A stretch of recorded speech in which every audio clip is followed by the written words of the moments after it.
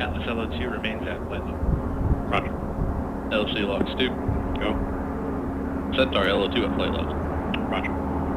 LC Fuel 2. Go Fuel 2. Centaur LH2 at flight level. Roger.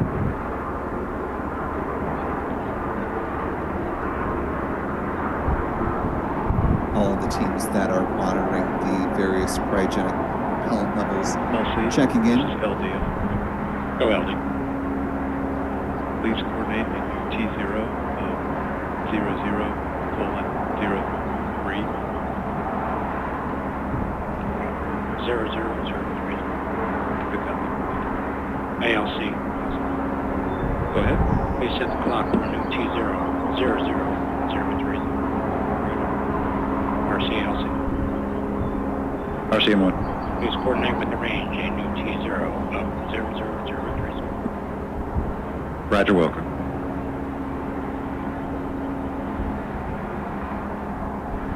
And as you just heard over LD, the LC, nets. F1.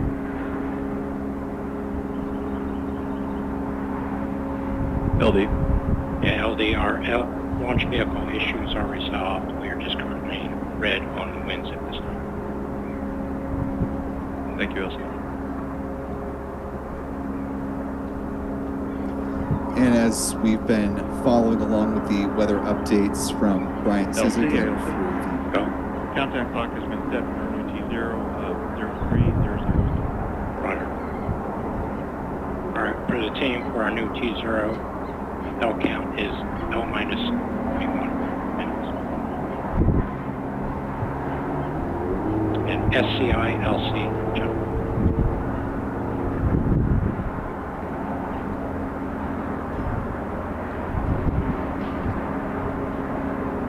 This is SCN1, filling in for SCI. Okay, yeah, just want to make sure where the T0 change. Yep, they copied that.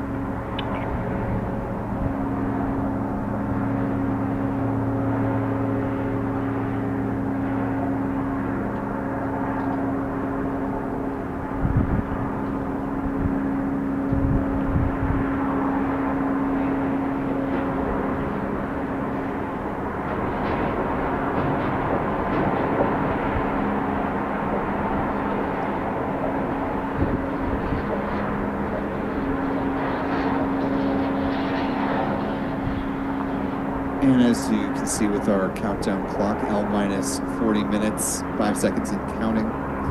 Winds remain the sticking point here as ULA has reset the T0 now targeting 8:03 p.m. Eastern. 8:03 p.m. Eastern, 0003 UTC is our new current T0. We're now in the back half of the launch window as it currently exists today, with that window closing at 9 p.m. Eastern, 0100 UTC. And as you just heard, we do have a new T. The mission control, winds remain the sticking point here, hoping that they will diminish as the countdown rolls on. ULA remaining in that T-minus 4 minute hold and is being extended out now for about another 35 minutes. Barring another change in the T0, of course.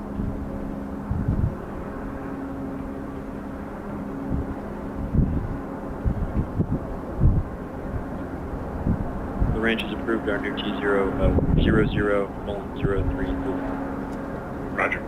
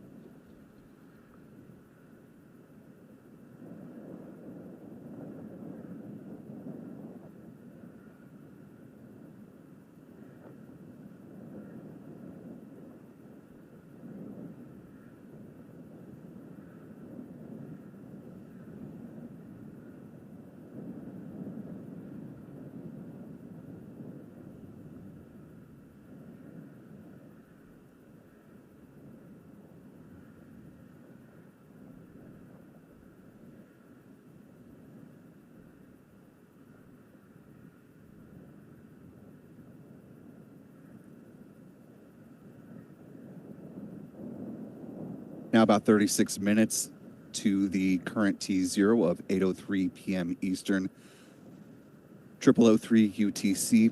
Again, as a reminder, ULA does have a 2-hour launch window today, which extends out to 9 p.m. tonight.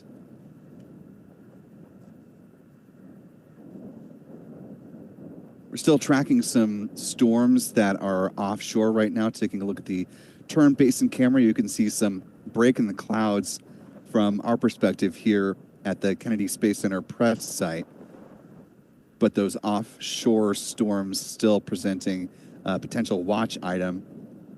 We'll hopefully be getting another weather briefing from Launch Weather Officer Brian Sizik here in the next probably 15 minutes or so, giving an update on these offshore storms.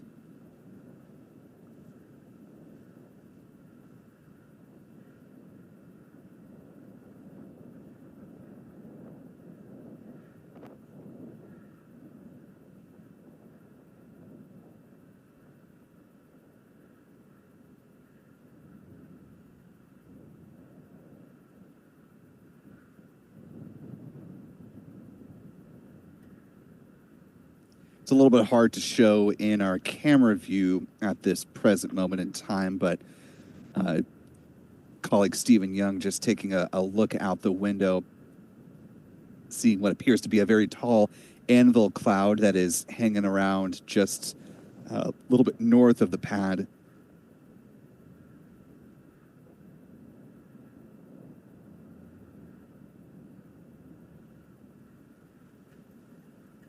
Anvil clouds were not listed as a watch item coming into this launch opportunity, but the reason that those can become tricky is anvil clouds have the potential to extend out the impact of a thunderstorm well beyond the main area that the cell exists. So launch weather officers keep a very close eye out for anvil clouds that are in the vicinity of the pad, and especially if they are moving towards the launch pad around the time of a planned launch.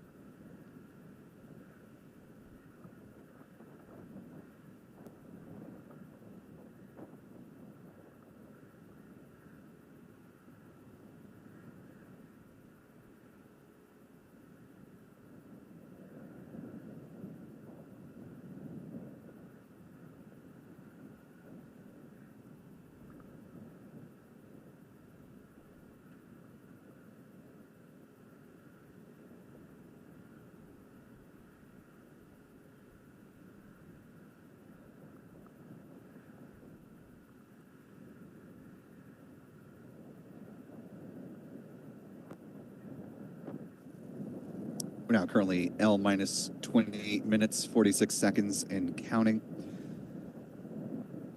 Again, we are still in the planned 4-minute hold at T minus 4 minutes. The L minus count is counting down towards the planned liftoff of the Atlas V rocket.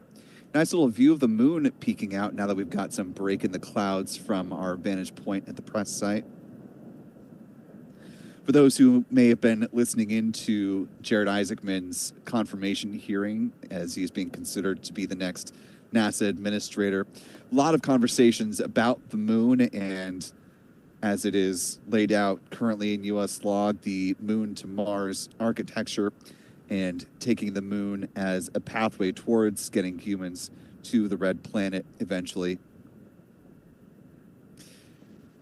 Several lawmakers asking Isaacman in a variety of different ways about his perspective on this. And his prepared remarks and in his opening statement, he described a need and want to have essentially a dual track of importance of getting these moon missions funded and in a faster pipeline of operation, while simultaneously moving more aggressively towards a eventual crewed mission to Mars and building up the various pieces and parts that would be needed to support that.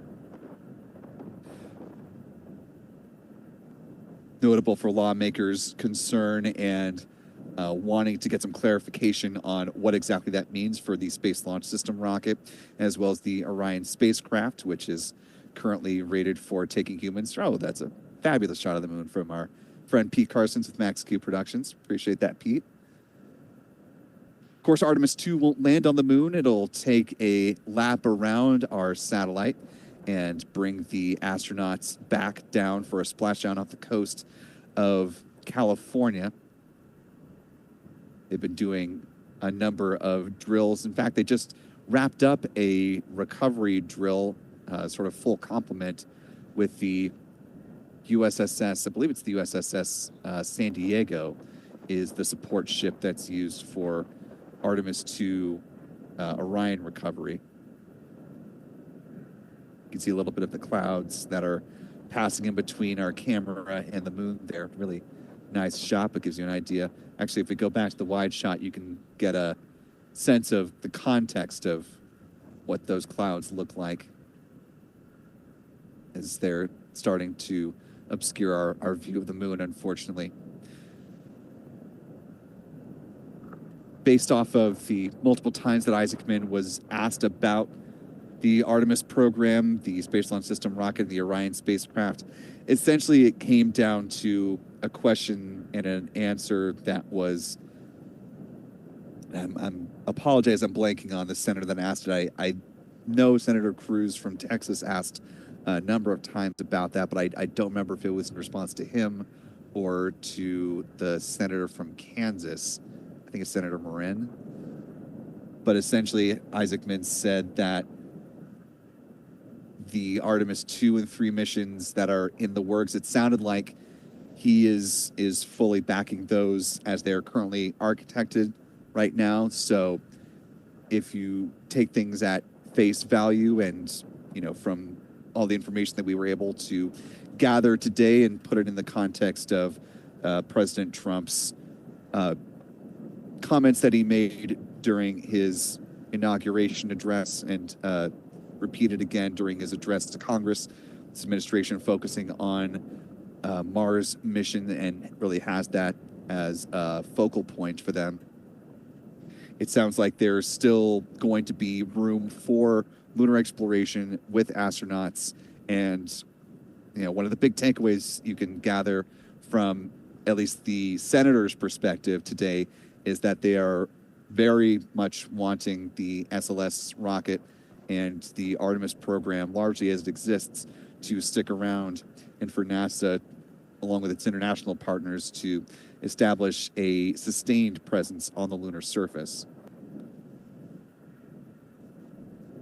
Of course, we'll have to see once the confirmation process concludes, and if Jared Isaacman is confirmed as the 15th NASA administrator, we need to get past that point and Then, of course, the other big piece of this is the budget coming out of Congress. Right now, we're currently in another continuing resolution that'll last until the end of this fiscal year, and then they have to make a determination on a formal budget. Also, I don't believe I've seen the president's budget request to see what the White House is wanting to lay out for NASA and its priorities from the administration's perspective. So all of that's going to have to come into play, and we'll see where the cards land at that point. And I realize just spent the last 4 or 5 minutes talking about political process with the confirmation hearing.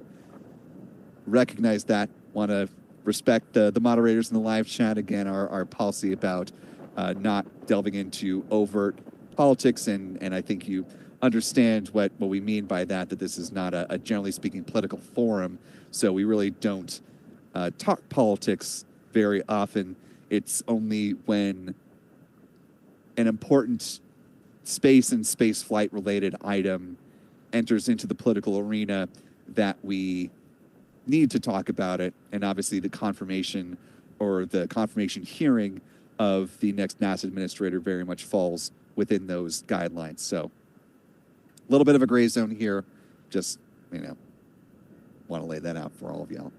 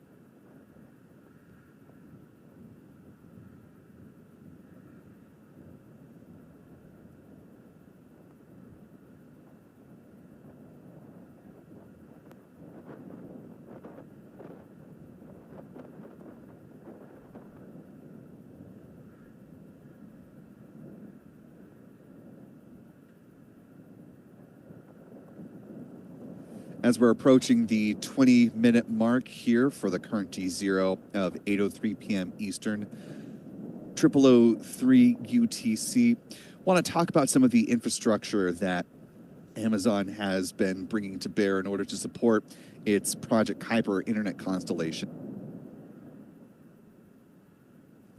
One of those is right here at the Kennedy Space Center at what was formerly the shuttle landing facility, now under the purview of L Space minus 20 Florida. minutes.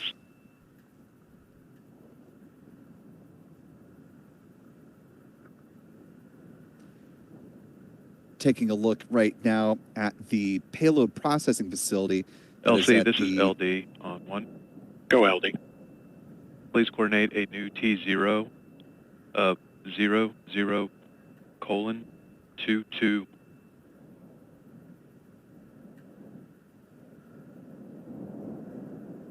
Roger, 0022 Zulu. Good copy. ALC, Go ahead. please set the clock for a new T0 0022 Zulu. Roger. RC, RC on 1. please coordinate with the range, new T0 0022 Zulu. Roger, welcome.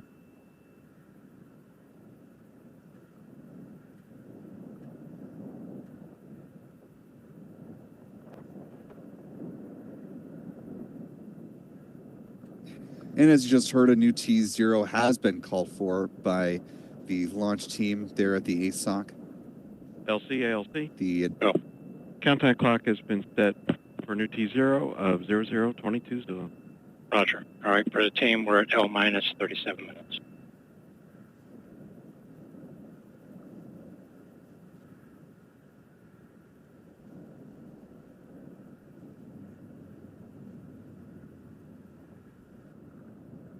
The ASOC is the Advanced Spaceflight Operations Center. It's where ULA runs its Atlas and Vulcan countdown operations from.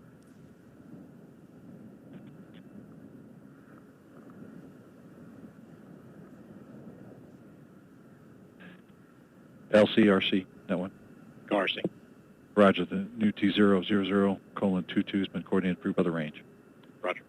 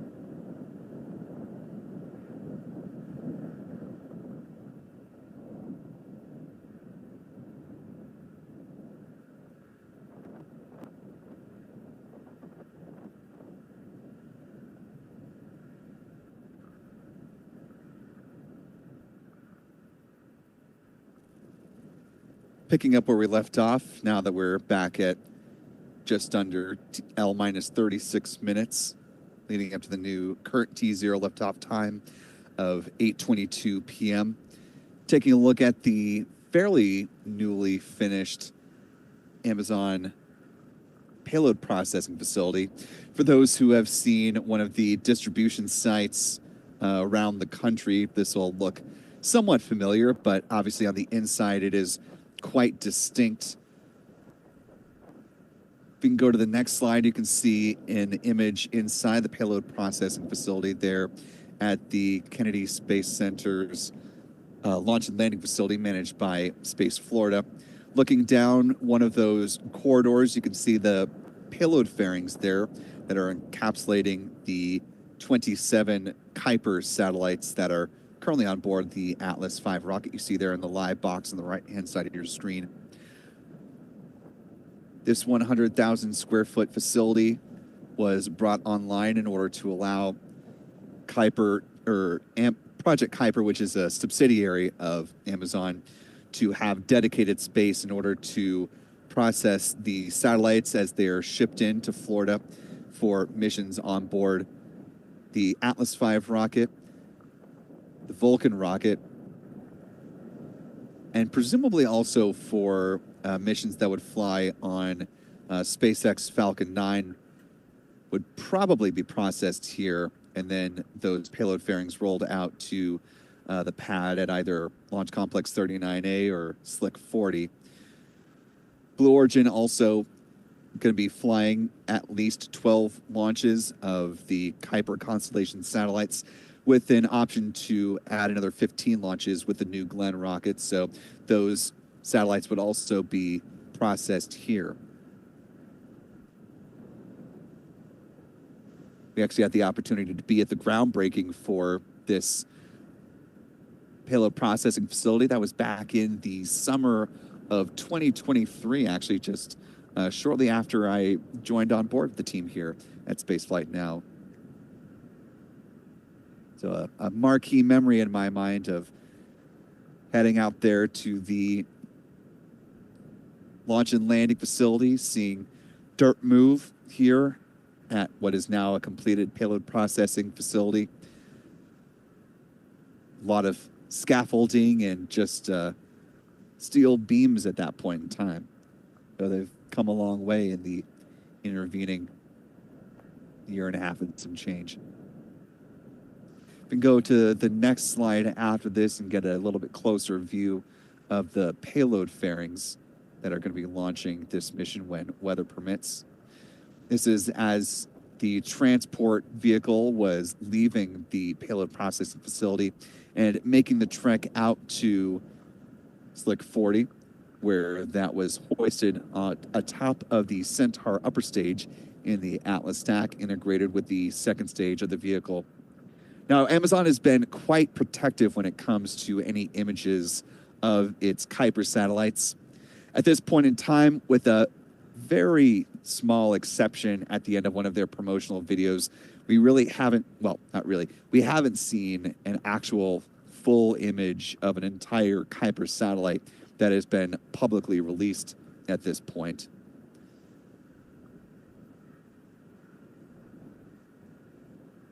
If you happen to go to the launch page from United Launch Alliance to take a look at the launch timeline, which we'll walk through here in just a little bit, you can see the launch timeline cuts off at Centaur first main engine cutoff, or MECO 1, about 18 minutes, 14 seconds into flight. And so we don't expect to see the Kuiper satellites on this mission today or whenever ULA is able to launch this mission, weather permitting. Hopefully following the deployment of this first batch of Kuiper satellites, once the signal is acquired, checkouts are performed, Amazon will be willing to release some imagery of the Kuiper satellites and give folks more of an idea of what they look like. We also don't have a firm idea of how many satellites can go on all the other launch providers beyond ULA. Thankfully, with our conversations that we've had with ULA President and CEO Tori Bruno in a variety of settings, he's described the Atlas rocket as being able to carry 27 Kuiper satellites, and the Vulcan rocket capable of carrying 45 Kuiper satellites into low Earth orbit. However, we don't know what the number is for the New Glenn, for Falcon 9, or for the Ariane 6. That's still something that hopefully Amazon will clarify at some point in the future. We've reached out asking for that information, and that request for information was not granted by Amazon at this point.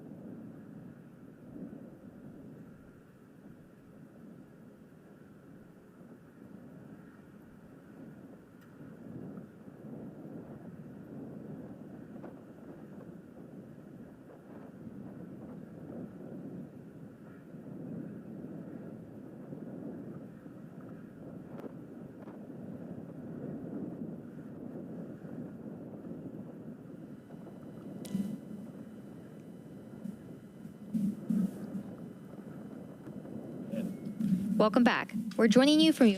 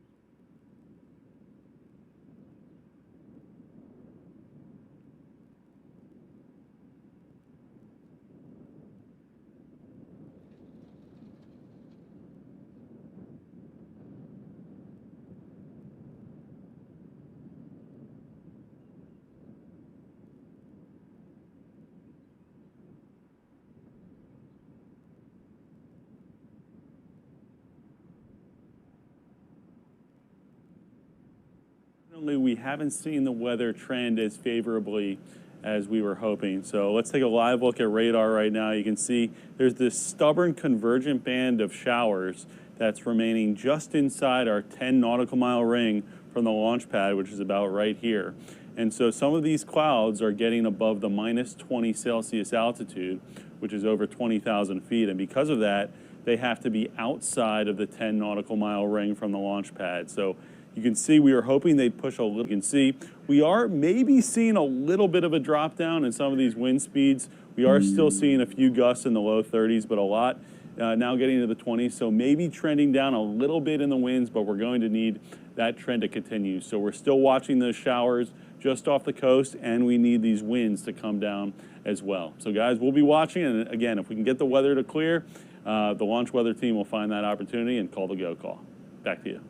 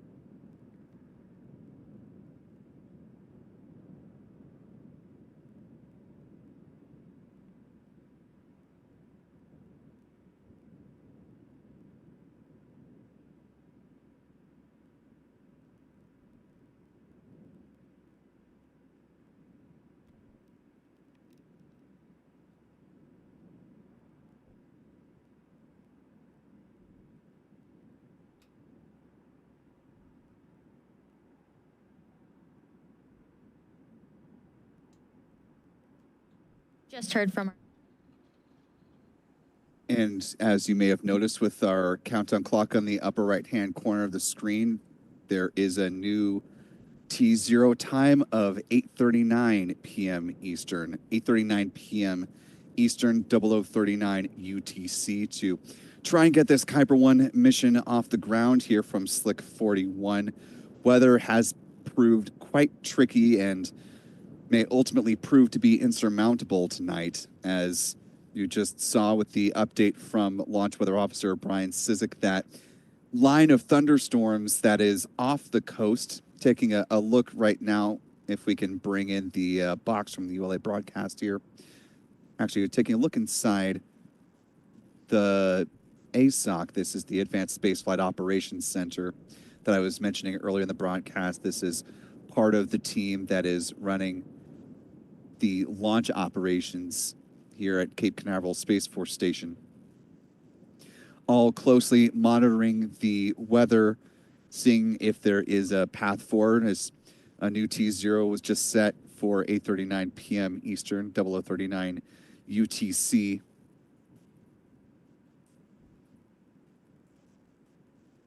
Another view of the launch control team. This is actually the Operations Support Center, closer to where I am right now in Denver, Colorado. So about an hour and a half north of where I am here in Colorado Springs at the 40th Space Symposium. We've got our majority of our launch team back in Florida who's holding it down, bringing you all these great vantage points of the Atlas V rocket.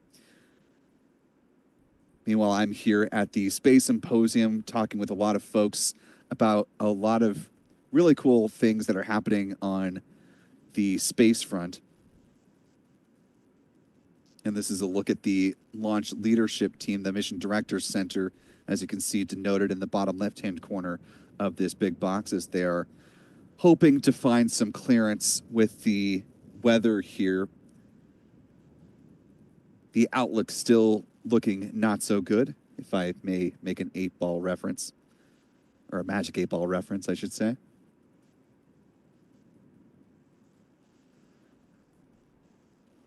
If the weather doesn't clear, we'll have to chalk it up to another Magic 8-ball message, which is try again later.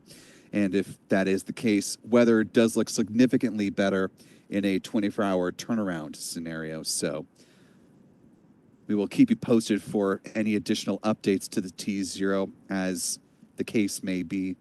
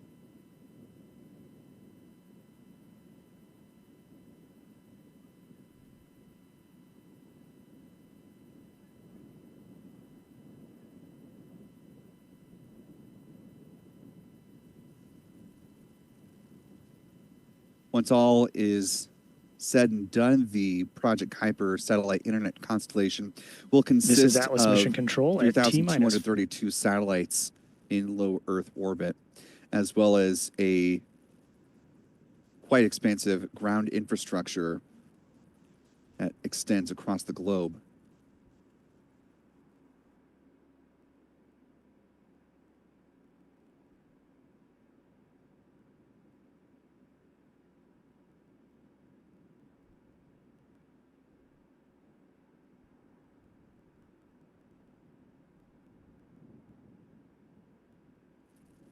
In addition to just general consumer availability for the Kuiper constellation once it is available, Amazon is also interested in targeting government contracts that will need more proprietary access to the Kuiper constellation, using the same satellites but for different, more sensitive purposes. And that is run through a business that is technically a different division of Amazon, a different subsidiary. It's called Kuiper Government Solutions, LLC.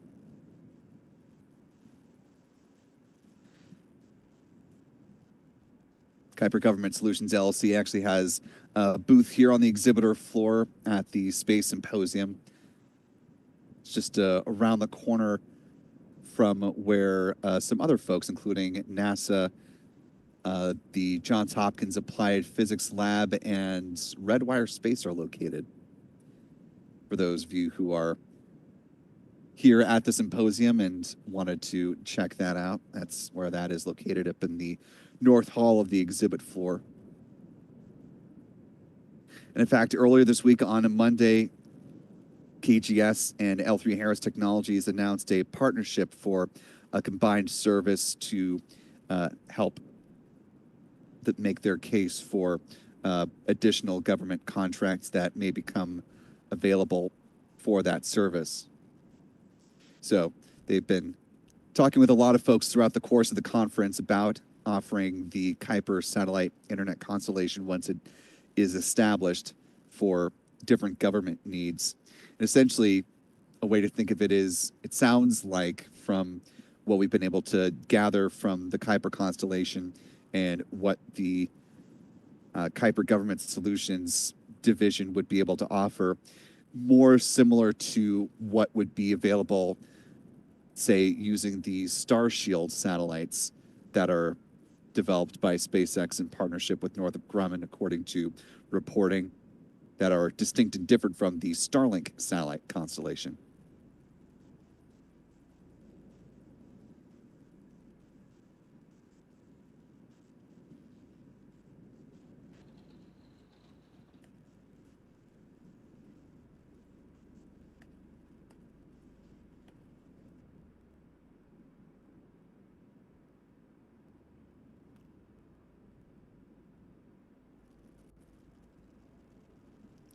As we're cruising towards 32 minutes on the L- clock, I want to thank the about 14,000 and a half of you that are joining with us live this evening, hoping that things trend in a better direction, that we can get a launch of the Atlas V rocket this evening. If you haven't already, you could do us a big favor just by clicking the like button. Sharing the stream allows more folks to find their way into this live launch coverage tonight.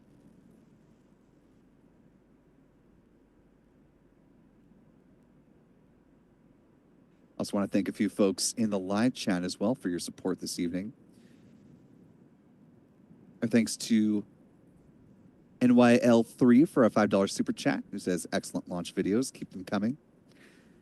We certainly intend to do so, assuming that we're able to get a launch tonight. Channel member and moderator Rick Donner with a $10 super chat. Thank you, Rick. Glad to see you out of the hospital. Hope you're doing much better.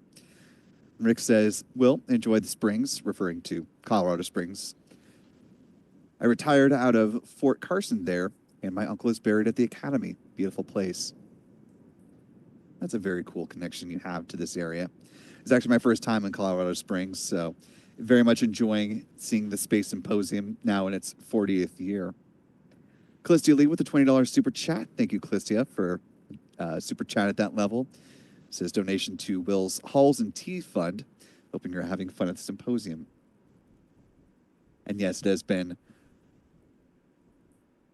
quite enjoyable. I pause just because while there is a lot to see and to do here at the symposium, there's also a lot to see and do here at the symposium. So it's kind of hard to really take in everything. I think I've seen, at least briefly in passing, all of the exhibitor booths, but it's hard to find time to talk to even, I'd say, a majority of the exhibitors that are here. But still got another full day left of the conference tomorrow, so hoping to make at least a couple more laps before all is said and done. If you happen to be here at the symposium and see me cruising about, be sure to say hi. It's always great to meet folks out and about in the community. I also want to thank channel member Joe Piano with a $20 super chat as well.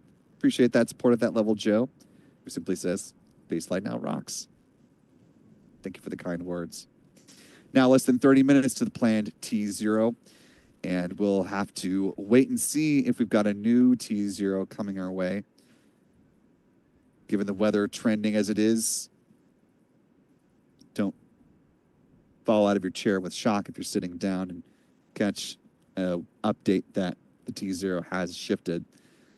Seems quite probable at this point, I would say.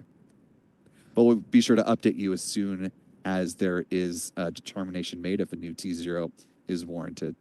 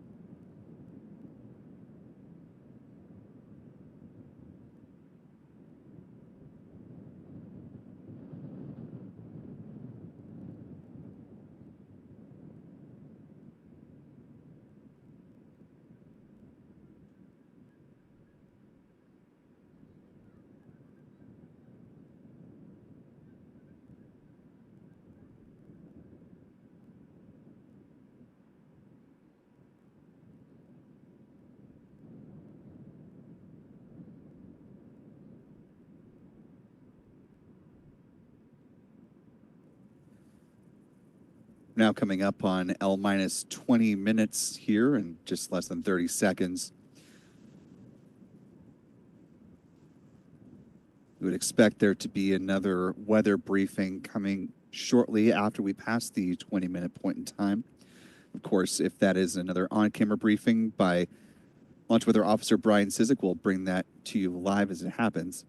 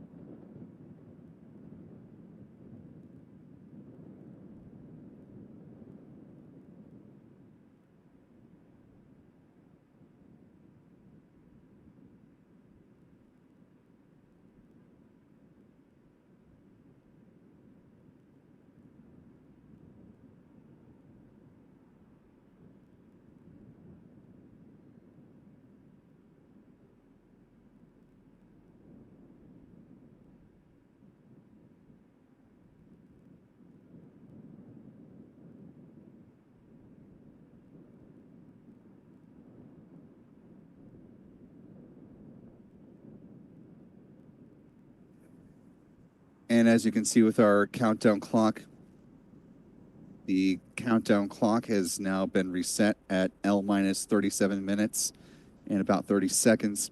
As ULA is pushing to basically the end of the window, this was probably going to be their last opportunity at 8:59 p.m. Eastern, 00:59 UTC. The window formally closes at 9 o'clock, so barring another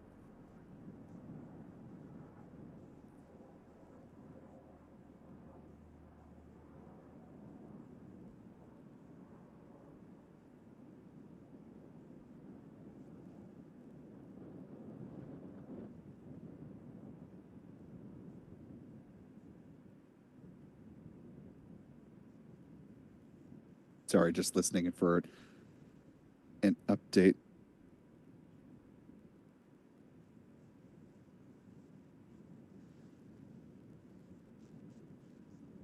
Again, the new T0 of 8:59 essentially puts them at the end of the window, barring another opportunity that would exist within a 60-second period beyond that. But given the margins and the periods of which they have been going through their launch window tonight, I would say that's very probably unlikely.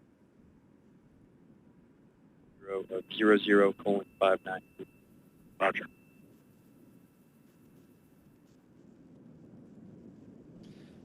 The range has accepted the new T0 of 8:59 p.m. Eastern.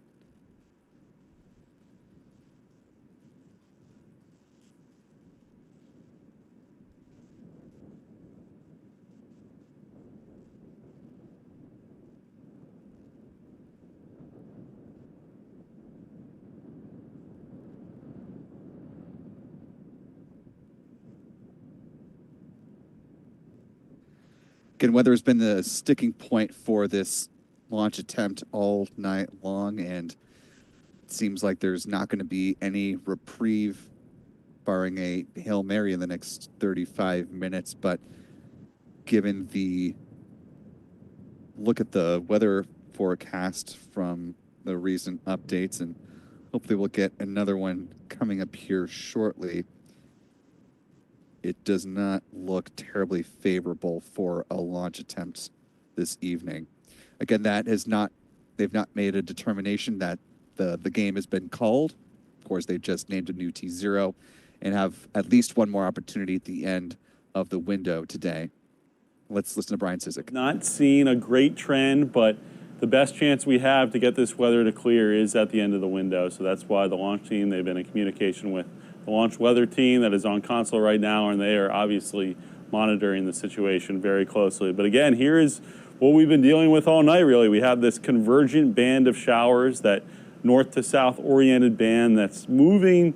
Kind of the whole line is pushing a little bit to the south. Now, we were hoping it would push farther off to the east, but notice it's progressed a little bit closer to the pad. But there's actually another way that we can clear this cumulus cloud rule, and that's if the tops of these showers get lower and the showers begin to dissipate. So the two ways, they could either push farther away from the pad, or they could weaken, where if the tops get low enough, that standoff distance actually gets smaller and smaller. So in other words, they can be farther away from the pad, or excuse me, they can get closer to the pad, and if the showers are weaker, then we don't have to be concerned about them. So those are the two ways that we could clear the cumulus cloud rule. We're also monitoring the winds as well, and as we take a live look at some of the winds we're seeing, notice we're still seeing winds in the upper 20s to low 30s miles per hour. These are gusts at the surface.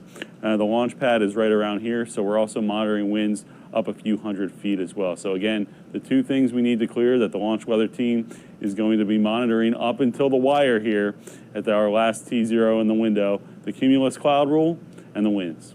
Guys, back to you.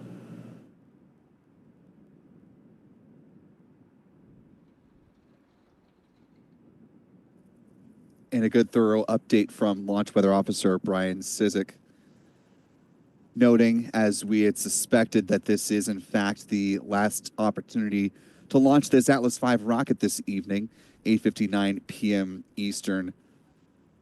00:59 UTC is the last chance we've got. So come hell or high water, we are 32 minutes, 45 seconds away from either a launch or potentially a scrub in the intervening time.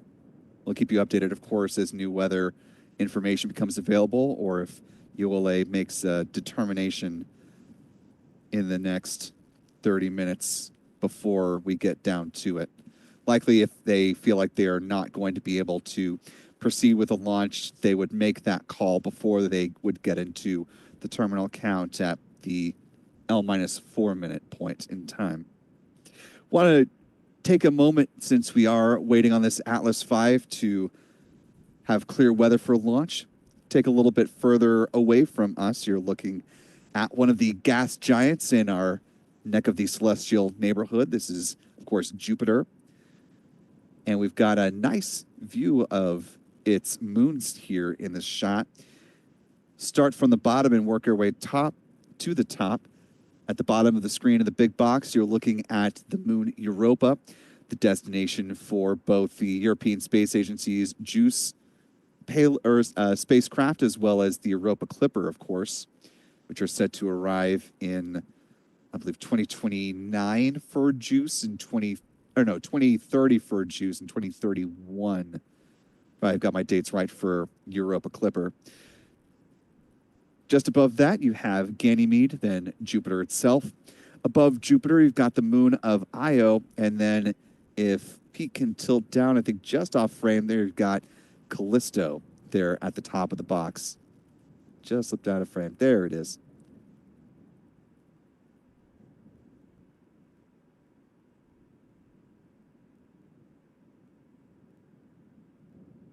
Our friend Pete Carsons with Max Q Productions bringing us this view of the gas giant Jupiter.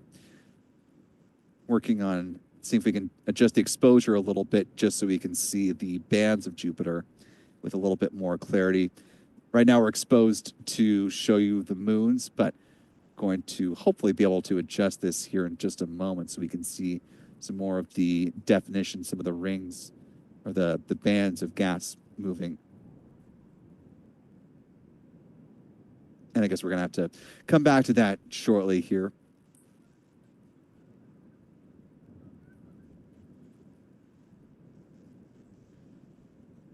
Troubleshooting some automatic versus manual settings, but we'll get that sorted here in just a moment. We've still got 30 minutes before the planned launch of this Atlas V rocket, so we've got time to bring that to you here in just a little bit.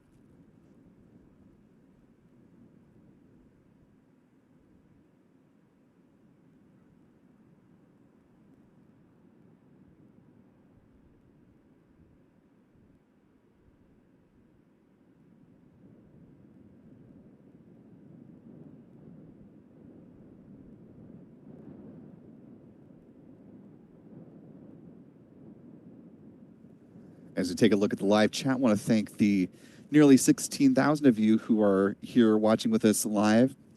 If you haven't already, you could do us a big favor just by clicking the like button. Allows more folks to find their way into this, hopefully, live launch coverage by the time that L- clock hits 0. I also want to thank Matthew Booth for a $2 super chat as well. And we've got a view of Jupiter with the exposure adjusted so you can see a little bit more definition in the gas giant.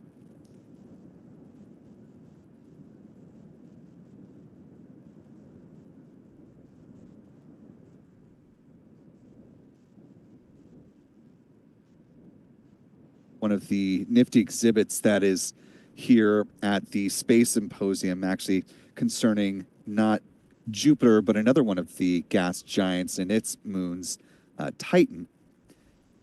The Dragonfly rotocopter mission that is being developed and partly by Lockheed, partly by NASA through the Johns Hopkins Applied Physics Lab.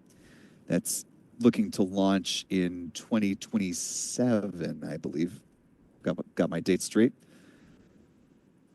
And that is launching on a Falcon Heavy rocket.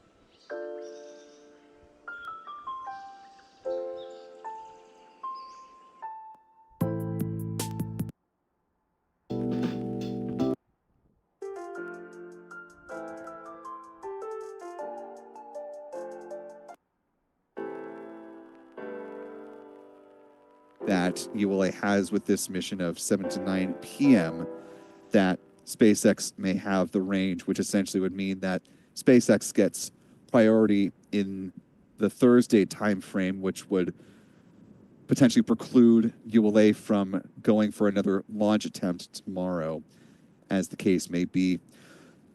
In any event, we will continue to keep you apprised of any additional updates, or when additional updates become.